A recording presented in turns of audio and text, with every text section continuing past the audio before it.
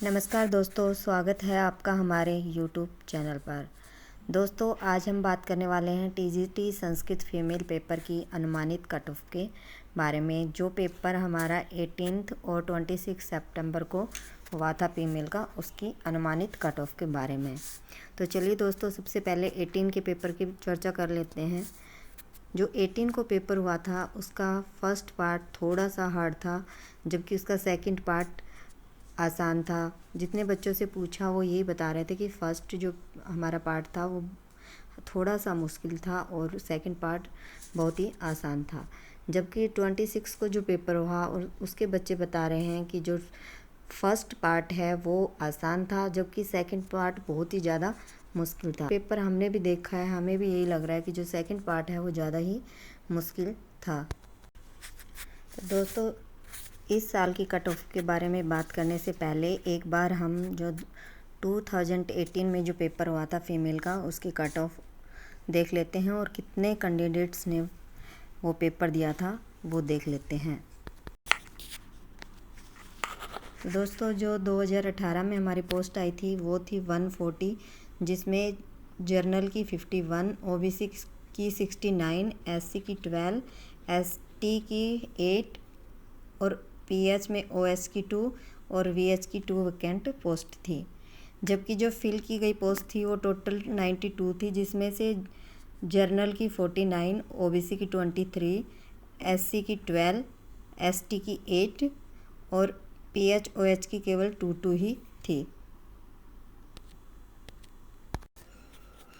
तो देखिए दोस्तों, यहाँ पे हमारी जो जर्नल की पोस्ट हैं वो 2 वैकेंट रह गई और ओबीसी की हैं वो 46 वैकेंट रह गई, जबकि एससी एसटी ये सब तो फिल हो गया था।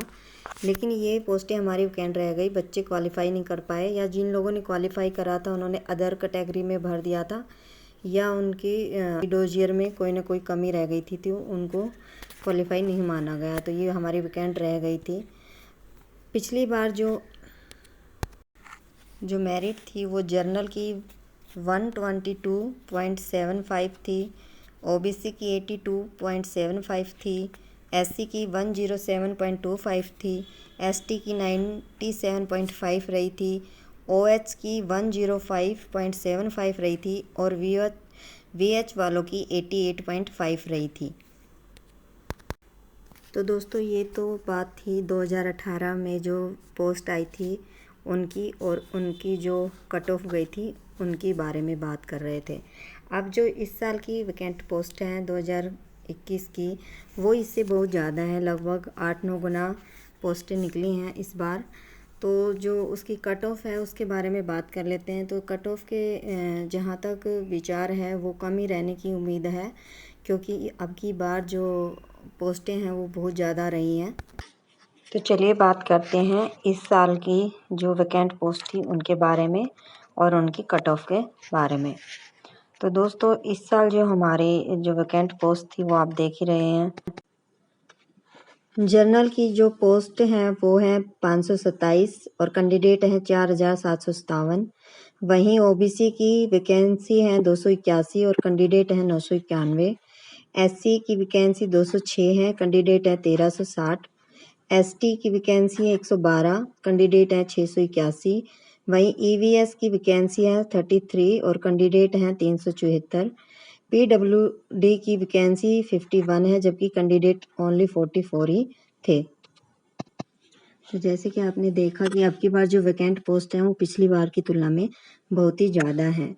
तो जो कट ऑफ है वो हमारी अब की बार कम ही रहने की उम्मीद है, क्योंकि पिछली बार भी हमारी कुछ पोस्टें वैकेंट रह गई थी, बच्चे क्वालिफाई नहीं कर पाए थे। तो अब की बार पोस्टें ज़्यादा हैं, तो जहाँ तक बच्चे क्वालिफाई कर पाएंगे तो मेरिट कम ही रहने की उम्मीद है। हमने अनुमान लगाया है थोड़ा सा कि कहाँ तक कट ऑफ जा सकती है, इससे कुछ नंबर ऊपर नीचे कट ऑफ रह सकती है। तो देखिए क्या हो सकती है कट ऑफ। तो जर्नल की जहाँ तक विचार है 95 से 98 तक जा सकती है हमारी कट ऑफ। वहीं ओबीसी की 73 से 75 के बीच रह सकती है, एससी की 75 से 80 तक, एसटी की 65 से 70 तक, ईवीएस की 80 से 5 तक, और पीडब्ल्यूडी में क्योंकि हमारी वैकेंसी 51 है और कैंडिडेट 44 ही हैं, तो जो इसको क्वालिफाई कर जाएंगे पेपर को, उन सभी की नौकरी लग जानी है।